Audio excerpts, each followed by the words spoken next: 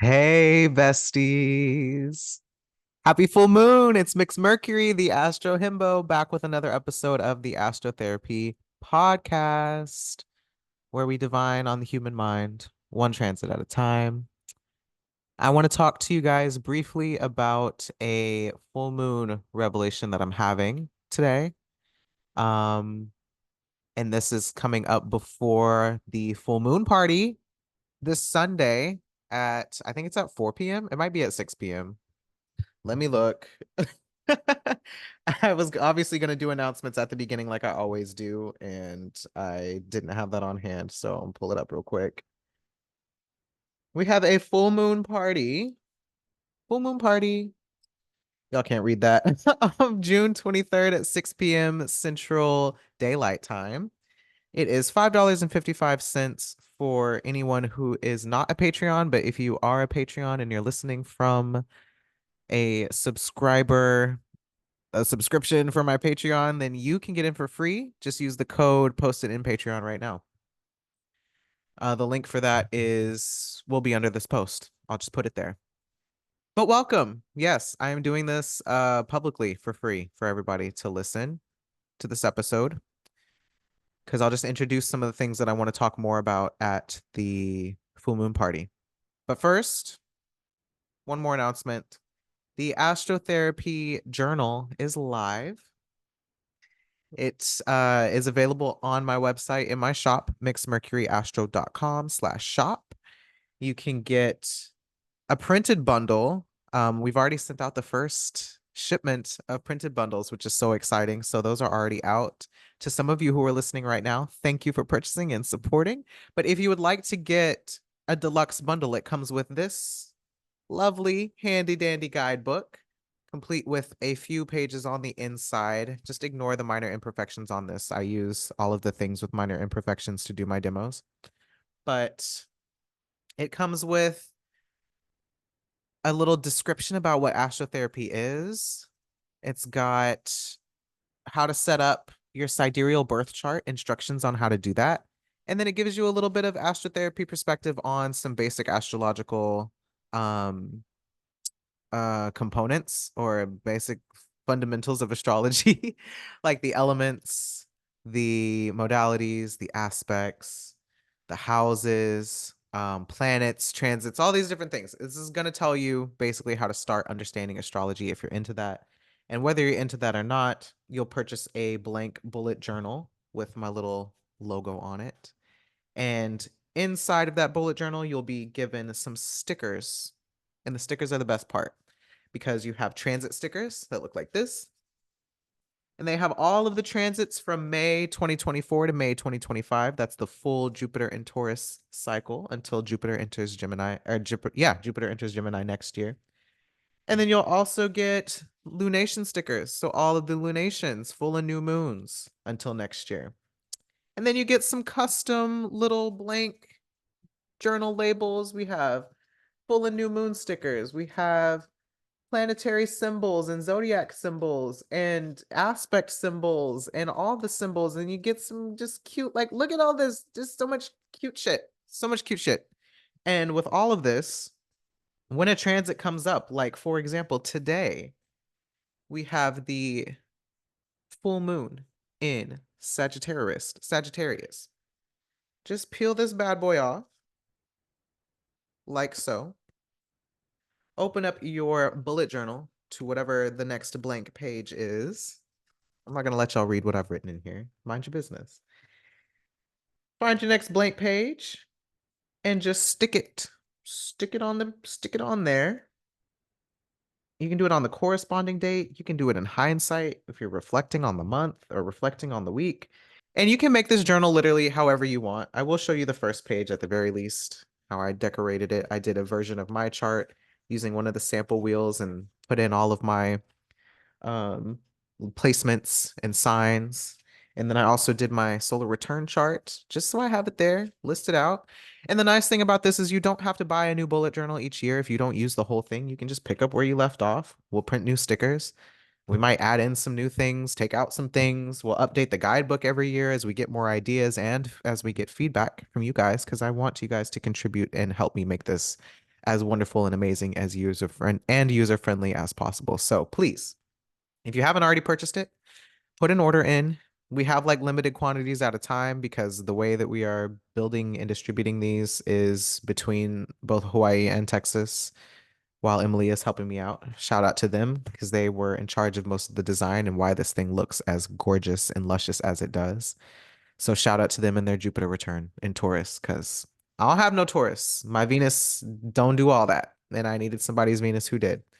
So thank you to them.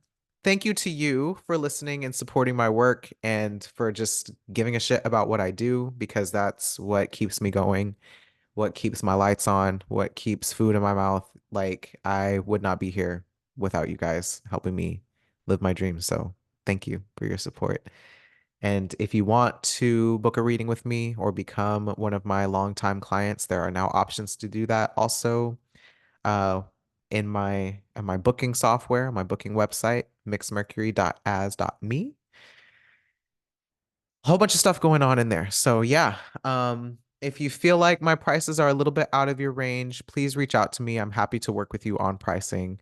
But if you can pay the full price, it does help me with all of my overhead business expenses as well. So, especially if you're Black, queer, and trans and you need a little bit of help with paying for a reading with me or you want to work out a deal, I'm open to that. Just let me know.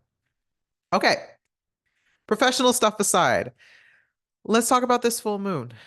I'm going to pull it up on here, share my screen. So, this is our chart for the full moon, at least in Austin, where I'm located. Might look a little bit different for you. But here we have it. It's a pretty interesting setup that we have this month. I got the full moon here on the ascendant as I like to have it. Um, this is the moon in Sagittarius. Over here we have Mercury, Venus, the sun, and in this chart, the lot of fortune on the descendant in the seventh house of Gemini. So, as you know, full moons, the moon is opposite the sun. And in addition to that, we have Jupiter in Taurus, Mars at home in Aries. The north node is in Pisces. Saturn is in Aquarius, and the south node in this chart is on the midheaven in Virgo. So that's our astrological landscape for this full moon. And what I want to touch on, because I don't want to give it all away, we have things we need to talk about on Sunday, but what I want to talk about today in particular is a little bit of a revelation I've had this week about identity. And I'm talking about identity because of Saturn in Aquarius and Jupiter in Taurus.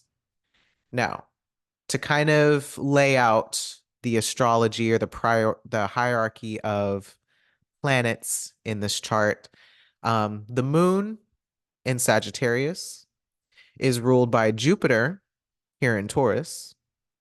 Jupiter in Taurus is ruled by Venus in Gemini. And Venus in Gemini is ruled by Mercury, who is at home in its own sign in Gemini. So at the end of the day, all roads are taking us back to Mercury in Gemini.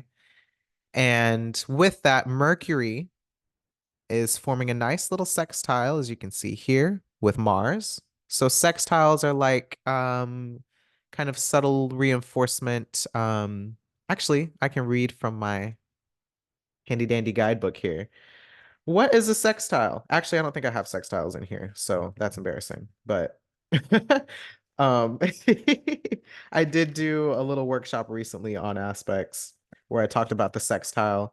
And that's basically two complementary elements, fire and air, are doing a little handshake to help us achieve a goal, basically. And then we do have a big trine between Mercury and Saturn. It's not listed here because it's not in orb, but that's fine. A trine is two planets in the same element, even though they're in different modalities. So both in air signs doing different jobs. Cool.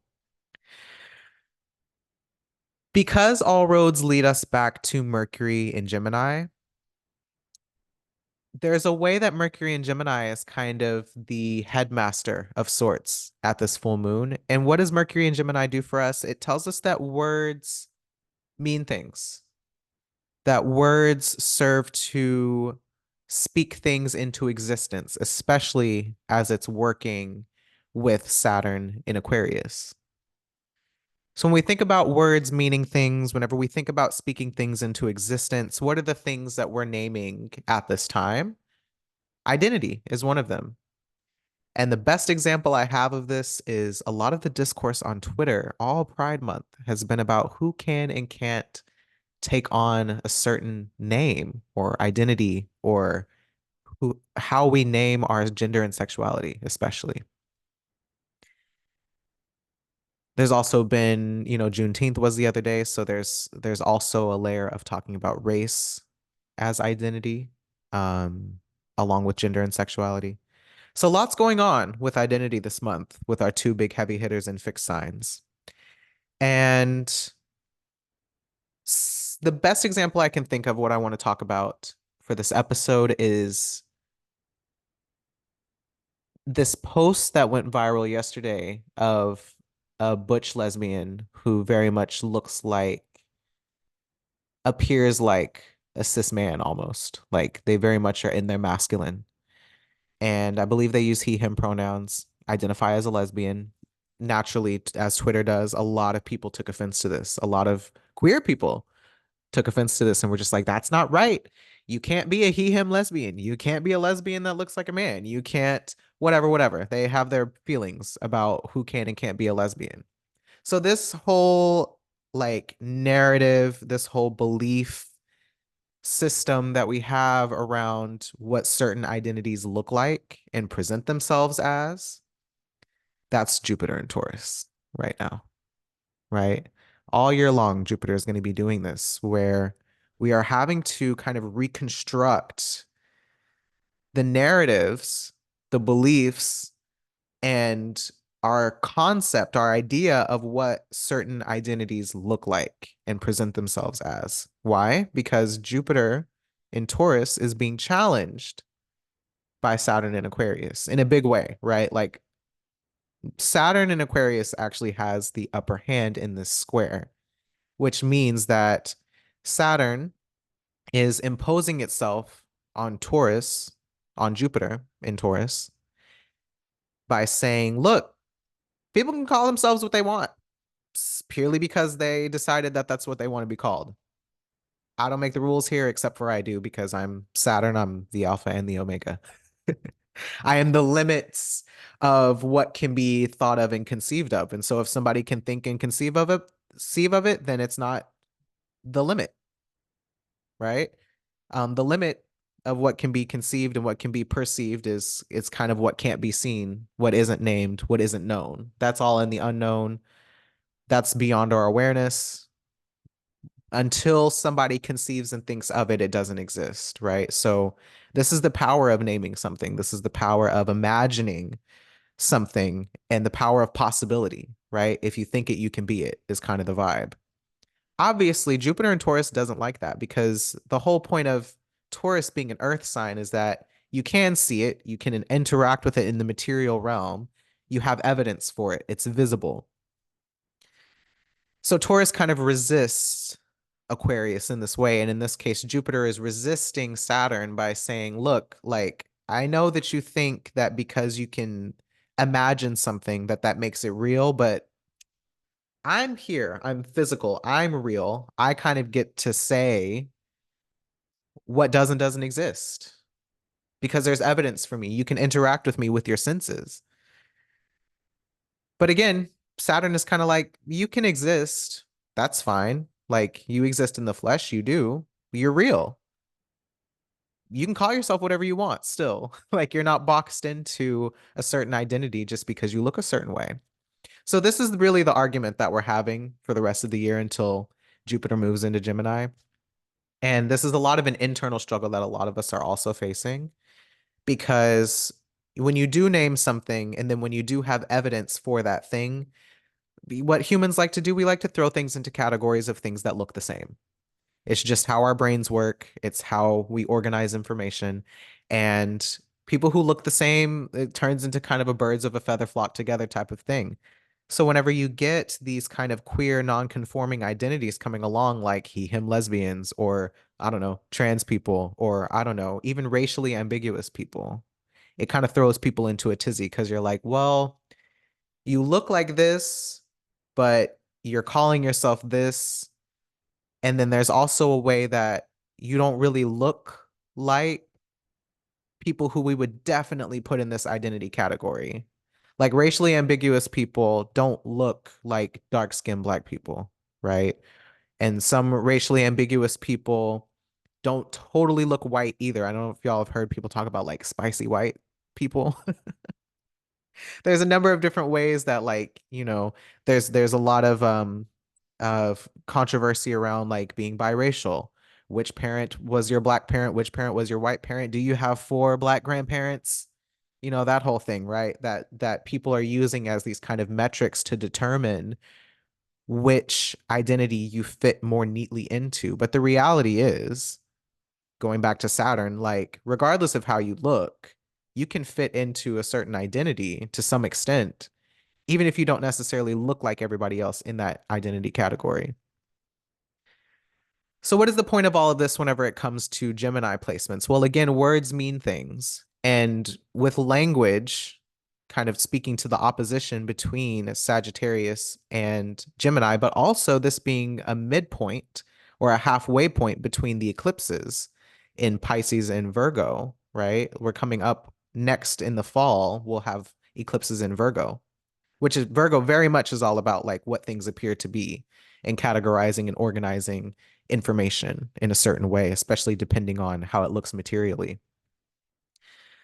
What Gemini and Sagittarius try to do is say, okay, well, if words mean things, then that means that we probably have like a set of beliefs or a set of ideas, a set of narratives or whatever. There's meaning that we give to these words that then says something about who we are in this case, because again, Jupiter, the ruler of the moon, is in Taurus. These words speak to how we see ourselves and the stories that we tell about ourselves. So we can't just use words willy-nilly, right? Like that's kind of the argument is that words mean things. And so if someone says lesbian, there's already an idea that you have in your mind of what a lesbian is. Usually it's someone who's a woman or femme presenting in some kind of a way. They probably have some kind of um um certain body parts or whatever. Like there's just the general idea or narrative of what a lesbian is. It's usually a woman, often a cis woman who likes other women. But that's kind of that's one way, right? That a lesbian can look or present themselves.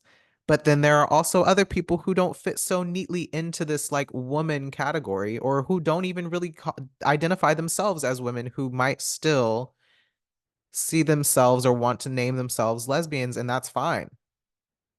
But again, a lot of people take issue with that because words mean things. So I'm saying all of this just to kind of lay out what this opposition is doing and why all of these planets over here on the Gemini side are really trying to double down on like, look, these words, they mean something. And maybe it's not the Gemini per se that's doing the doubling down. It's usually Sagittarius who does the doubling down on a belief because the point of fire is to change other people to fit you, right? Fire, it burns, it consumes, and it fundamentally changes the composition of something often. So at this full moon, basically what's happening is on the air side with words and language, the imagination and concepts and these more abstract thoughts, we're trying to concretize those in a way that actually like makes sense and resonates with how we see ourselves. And then the fire side is basically demanding that everybody else see us the way that we want to be seen and kind of using um,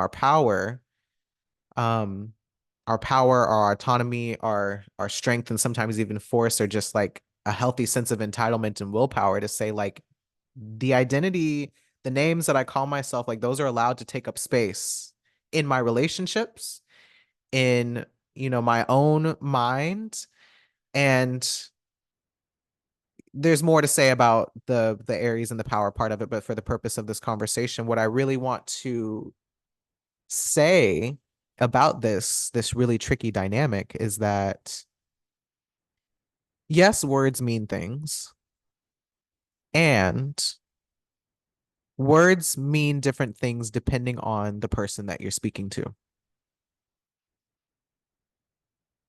Because each person has a different set of life experiences and background that they're coming from that make certain words land with them a little bit more than other ones would. So I know for me, if I use myself as an example, something that I really struggle with in my transition as a trans man is actually identifying as a man. And some of that is because for me personally, as Winter, I did exist a full 20, I'll say 26 years of my life as a woman. And in fact, as a lesbian, like I was very proud and out since I was 12 years old as a lesbian because that's who I thought I was. That's who I believed that I was, who I felt like I was. And that belief of myself still very much today informs how I see myself and kind of how I move through the world.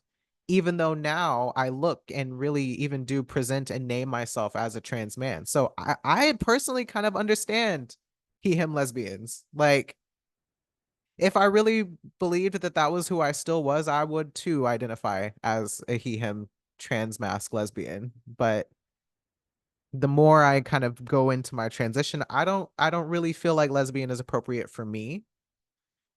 And a lot of that is just because like my sexuality is also kind of opened up a little bit more than what it was before. So that openness as someone with Gemini moon in the first house, right? And who is experiencing this Sag moon in my seventh house, part of me is having to accept that, and this is just me, but I'm having to accept that for the most part out in the world, a lot of people do actually perceive me as a man. Like I don't get misgendered very often anymore. And a lot of times if people do quote misperceive me, it's because they think I'm a cis gay man.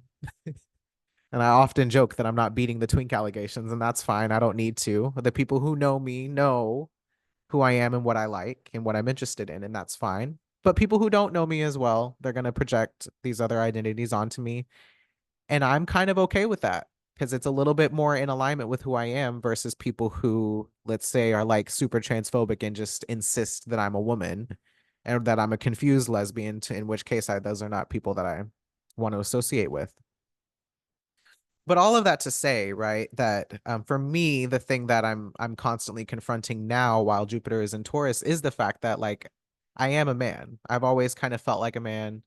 I that's a part of me that maybe isn't fully developed because of how much it's been repressed over time. But the more that I transition, the more that I start to feel like myself in my body, and the more that I allow myself to be interested in things that quote men are interested in and to be unashamed about that, the more I'm starting to accept that like this is what being a man looks like for me. So whenever I put that label on myself and I start to kind of modify my belief system around what I believe a man to be, there's some conflict internally because there's what I believe a man to be, which I'm constructing, I'm determining for myself using Aquarius, right? But then there is what kind of men are out in the world and the examples that we've had of men, and especially like the cultural um narrative around what a man is, or the cultural norm of what a man is, the gender norms around what a man is, and then a lot of the like biases that people have around men. Like men to be a man, it's not very popular in 2024. It's not exactly welcomed. Masculinity even is kind of falling out of favor right now because of all of the negative ways, all the negative expressions that we've seen of men in masculinity, especially like when it comes to violence and when it comes to power and when it comes to patriarchy and all of these larger systemic things that kind of lead men to act out in these ways that honestly give a lot of other men a bad look. Uh and and in that, yes, trans men, but men in general and people in general, honestly, broadly speaking, can embody and act out the negative toxic masculinity thing, right? Or we can reinforce and uphold it in these different ways as well. Women can do it, lesbians can do it, queer people can do it, other trans people can do it, men can do it. Anybody can embody and act out toxic masculinity and patriarchy in their respective ways, right? So that's kind of a shadow side of this as well. Um, that you don't have to be a man to be toxic and masculine, right? Or toxic toxic and patriarchal, or to uphold these different gender norms. We can also put pressure and expectation on certain genders and certain presentations, gender expressions, to behave a certain way and have certain expectations of them because of how they look. But all of this to say, and what I kind of want to close with is words do mean things, and we can decide what words mean. This is allowed to change with new information. This is allowed to change with time. So for me, right, using myself as an example, if I decide that man, just the word man, fits for me, that's the closest approximation to a name or a label that fits me based on a collection of information, how I feel on the inside and how I look on the outside. Man is like the closest to what I'm kind of going to get to what already exists in terms of labels to choose from. I'm not really interested in creating a new word for myself.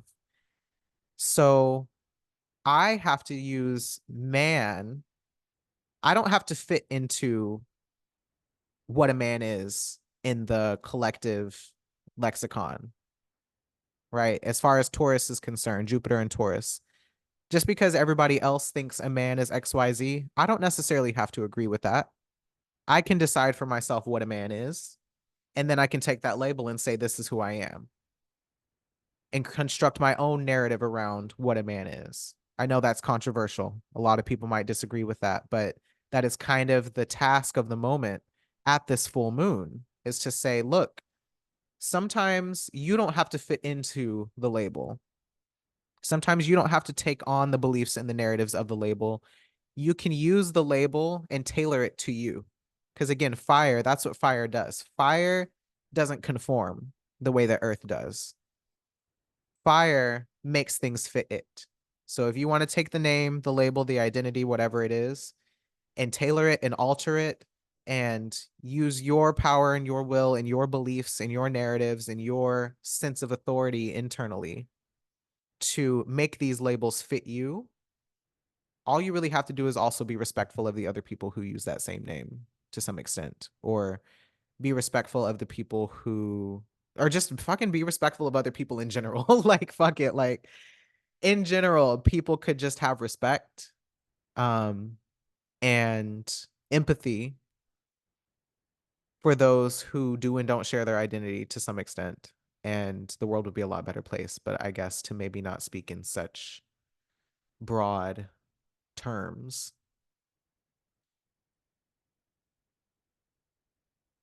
Fire is the healthy sense of entitlement to take control of your own narrative.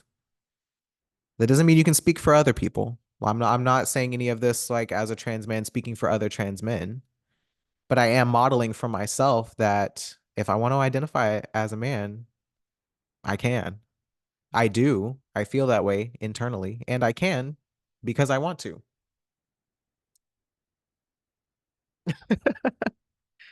Um, and how I live my life authentically has a way of shaping, because of my visibility and some other factors in my own personal birth chart, how I live my life out loud as a man, as a trans man, then kind of gives an example for other men, cis or trans, to look at me and redefine their own definition of what it means to be a man if they want to be cool like that. If they don't want to be cool like that and they want to reinforce the gender binary that already exists, then don't come around me because I'm not going to conform to your narrative of what a man is. But for me, within my own self and within my closer, more intimate relationships, this is what I believe a man is. And I can embody that and share that with other people and allow other people to be changed by that. And so can you. You can do this with your race to some extent. Race is kind of controversial, I think.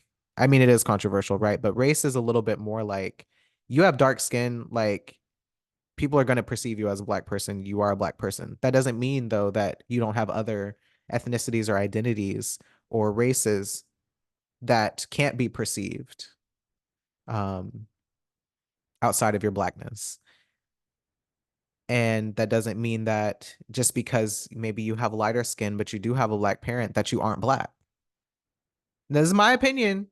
I don't know. I know a lot of people is very touchy subject. We can discuss it more at the full moon party if you'd like. I'm sticking with gender because gender feels a little bit more ambiguous because it's not as visible and concrete as blackness is. So I want to save that for the full moon party because I want to have a fuller discussion about that as it pertains to this topic. But yeah, for the purpose of this podcast and introducing this topic and just giving all a little bit of a word on the full moon, like I want to know for you, what aspects of your identity do you feel like are visible and therefore kind of place you into a category or into a box of sorts with other people where sometimes you don't actually identify with everybody else in your group, or you don't already identify with the version of this label or this identity that everybody else perceives or tries to kind of place into a box? Like, what are the ways that you do and don't conform to the identities and the names and the roles that you play and fit into? And what are some of the ways that you're kind of having to construct that identity and the beliefs, your beliefs around how you perform that identity in a way that's unique to you? And then how is that impacting your relationships? How is that showing up in your life right now, if at all? I'm curious. So if you are a Patreon member and you want to let me know in the comments, I would love to hear what you think. And if you aren't a Patreon member, but you follow me on Instagram or Twitter and you want to comment on this video, I mean, I would like to know what you have to say. And if this is a hit, who knows? Maybe I'll even post it on YouTube. But for now, again, I am Winter Taylor, the Astro Himbo, also known as Mixed Mercury, and this has been the Astrotherapy Podcast. Thanks for listening. Talk to you next time.